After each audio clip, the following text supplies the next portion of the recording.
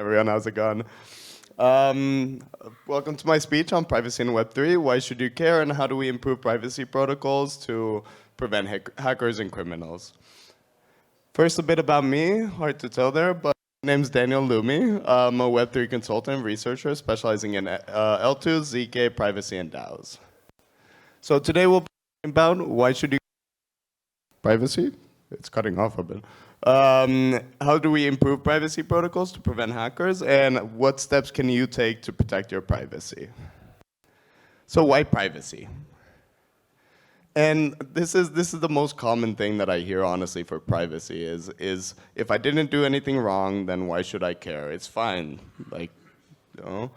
And I like what Edward Snowden said about this, that essentially arguing that you don't care about privacy because you have nothing to hide is no different than saying you don't care about speech because you have nothing to say, right?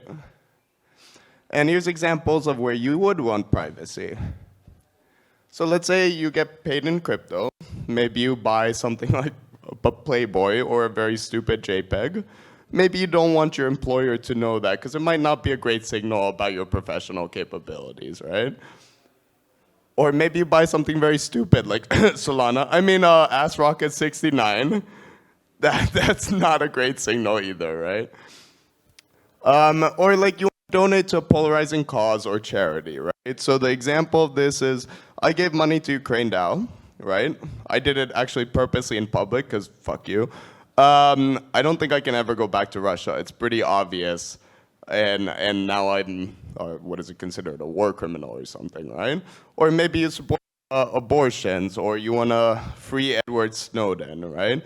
These are actually things that some governments might determine you as a risk. Being abused or harassed, right? Someone has your account information, now they see every single transaction you have, where you are, what you're doing. That's a bad situation to be in.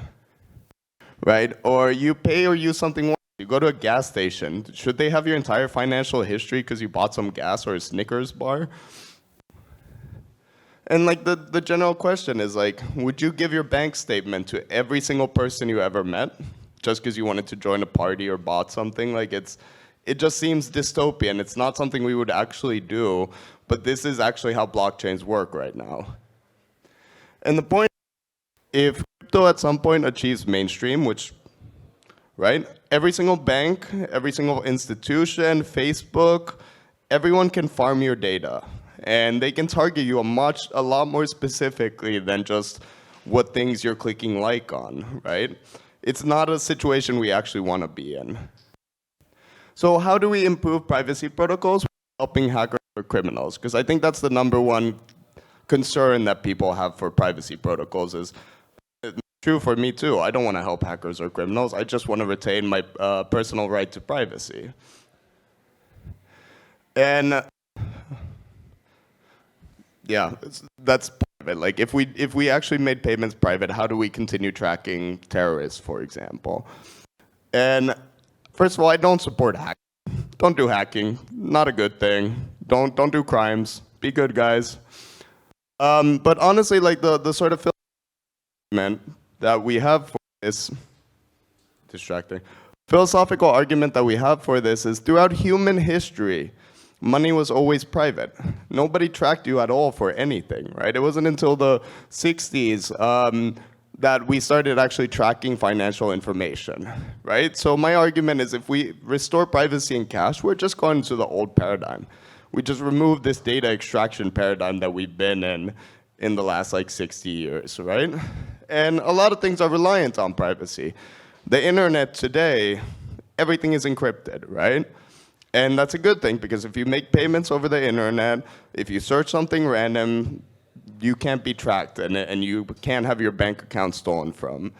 And the way that we do this in the current world is you don't regulate the transport layer. You don't regulate HTTPS and be like, oh, you're transmitting data and money. Like you get to the, like you regulate the banks, the front ends, and like eBay, you make sure that someone's not listing crack on eBay, right?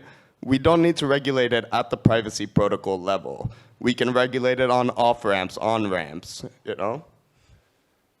And so here's actual examples of we can improve privacy protocols to prevent hackers.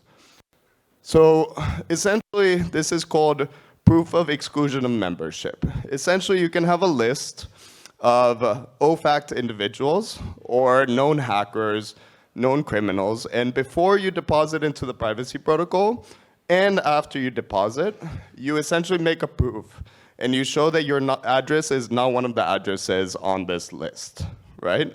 And that benefits us because privacy protocols inherit security by how long you keep your money there. So it gives time for organizations to track down the wormhole hacker, for example, before they move their funds. Another one is the opposite, of membership.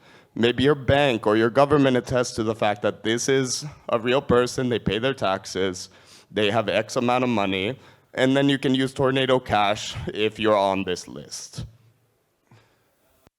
Another thing that is already true in most privacy protocols is you have this thing called a viewing key, right? Your data is encrypted, your transactions are encrypted, but if you want to show this transaction list for like you're being audited or they have a warrant for your arrest, you can give the actual viewing key, and then the IRS can actually make sure you paid your taxes on it.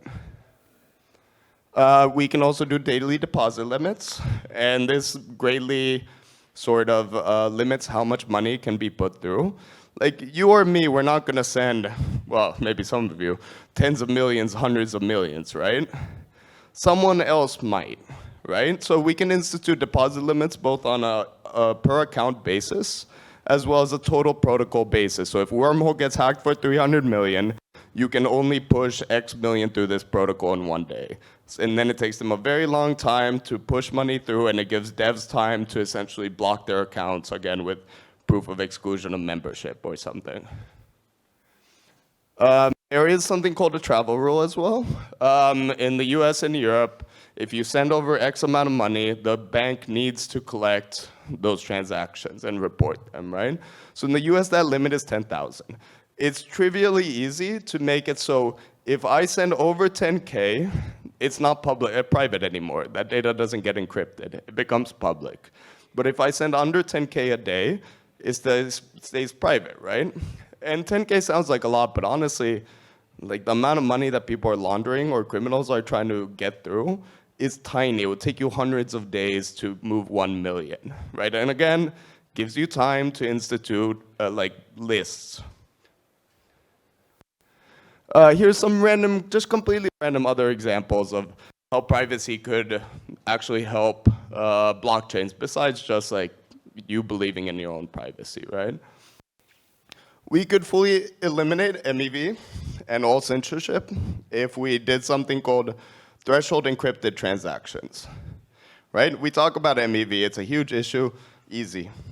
Like the reality is this is actually not that hard to do, right? You have the same validators you have on Ethereum, and essentially if a certain threshold of them don't collude, you have fully private transactions. They get inserted at block n, and then they only get revealed n+1, right? So at that point, the transaction's already there. They can't front run you. They can't sandwich you, right? Osmosis is working on that. Also, there's some ETH proposals for that as well, like ETH research proposals. Vital's been talking about this idea of private NFTs. So maybe you buy a monkey picture and you want to show it to your friends. You don't want to burn your main accounts because those cost a lot, right? So you could actually hold an NFT. No one would know who actually belongs to you. Just have it in a private account. You can do the same with tokens. Like we could actually have private accounts directly on ETH L1. Actually, another thing that I didn't have time to put into a slide, there's another new concept of how to do private accounts directly on L1 or L2. You've probably heard of account abstraction, right? The idea is that you don't actually know who's signing the account abstracted wallet, right? You see the address there, but you don't know who the signer is, right? So if you combine that with a dark pool, like essentially this sort of contract that sends out money in batches, you don't know whose wallet is whose wallet, right? So it just becomes harder to track you. right? And this way we could interact directly with L1, with L2, without actually even having like a layer 2 system. Here's steps that you can take to protect your privacy, or just considerations for privacy protocols. So you might be able to use a centralized exchange. Like that might actually help hide your assets a bit, at least from your friends or colleagues. Of course, Coinbase or whoever is going to know where it's going, but it's a good step. The problem is most exchanges don't shuffle addresses, right? Like Kraken, for example, do not deposit there from 2 addresses you're trying to keep hidden. They freeze the address. Some other exchanges like Coinbase at one point at least shuffled all of their deposit and withdrawal addresses. So that's a good first step to take to just try to segregate your funds a bit. And the better answer for what you can do is a privacy protocol, whether it's a layer 2 privacy protocol or it's an account abstracted dark pool, right? And essentially a privacy protocol just lets you send funds without actually showing who it's going to or what amount you're sending. It depends a little bit how they configure it, right?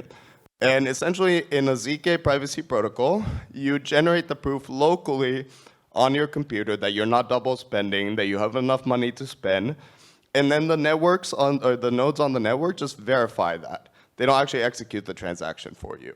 And currently there are some other methods to do it, like fully homomorphic encryption or Intel SGX or MPC for privacy protocols. Right now, ZK is the best, and in the future, maybe fully homomorphic encryption with ZK will be the best. And tracking in a privacy protocol is really just a game of mathematical probability, right? So you are relying on this privacy or anonymity set, right? So if you're sending idiosyncratic amounts like 0.013245 in, and then you send it somewhere else, it's pretty obvious who you are, right? So you should deposit in amounts of 0.1, 1, 10. And typically, like this is an example of Tornado Cash's anonymity set before they actually like got sanctioned for whatever reason. So 1 ETH was the most common. So if you send 1 ETH or less than 1 ETH, you're protected by this whole privacy set, right? It just becomes harder to figure out who exactly owns this 0.1 ETH. And again, deposit time matters, right? Because this is actually how we figured out who the Ronin hacker was, North Korea, by the way. Was they were really dumb about it. They sent 300 million to I think it was 300 million at once. The whole hack was 600 million to Tornado Cash, and then they withdrew it a couple of hours later. It's like, okay, well, there aren't many people that have $300 million, so that guy. The longer you wait, a few days, weeks, months, the more you get mixed into this anonymity set, right? The more likely it could be someone else's too. Any privacy protocol that supports inter-transfers, like for example, Aztec Connect back in the day, would let you do essentially swaps through L1 and then it deposits it back into L2. So the more swaps you have, the more like lending inside the protocol you have, the more shuffles who it could possibly be. Normally I would say to try Aztec Connect. It's by far my favorite of the privacy protocols. The problem is they turned it off, right? They're working on Aztec 3.0. It's actually super exciting. It's a public-private blockchain. It's coming out sometime next year, so that's a good option in the future. For right now, here's some other privacy protocols. I'm not vouching for any of these, by the way. I'm just saying, like if you're on ETH, like preferably you'd have a L2, but there aren't many L2s. There is Railgun, but again, I'm not even vouching for them. I don't know how legit that is. You could use Secret Network. You could use Polygon Maiden in the future. Zcash, but good luck doing safe cross-chain bridging. I do have a whole speech on ZK 101. We talked a lot about ZK today. Actually, I did the speech earlier today. You can watch it here. You're probably not going to be able to scan that QR, though, so just go on my Twitter. You'll find it. There's also the issue of when we don't use L2 and we have funds on Ethereum, there's a lot of security risks of moving funds to other chains. So I have the next generation of safer bridges and how they all fucking suck. I to crypto advocacy. Because honestly, if you believe in privacy, if you believe in some of these rights, nobody's gonna do it for us. It's not like Joe Biden's gonna sit there being like, yeah, privacy, that's a good thing. Like you need to actually work for it. You can't just passively wait around. At the very least, you can outsource it.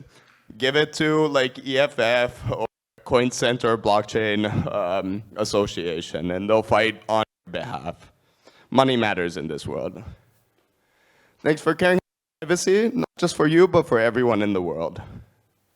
You can follow me at ZK Lumi on Twitter as well.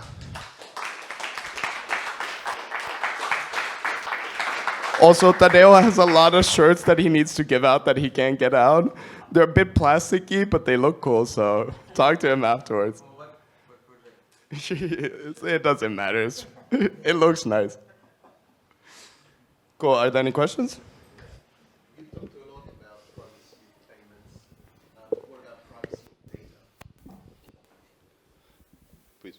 Well, do you mind repeating the question so the audience hears it? Absolutely. You talked a lot about privacy of payments. What about privacy of data? Yeah, privacy of data in the blockchain setting means privacy of payments, right? I strongly believe like there isn't much data you're storing on a blockchain that's not directly related to finances, right? If you want true privacy of your data, I recommend not uploading it to a cloud, including a blockchain. It's just waiting to be like extracted from there. Of course, I'm a huge advocate of privacy for data. You can have in the future something like Secret Networks working on a fully homomorphic encryption protocol. You could store data in that protocol. And essentially, well, I won't go into explaining FHE right now, but the blockchain applications right now are fairly limited for data storage.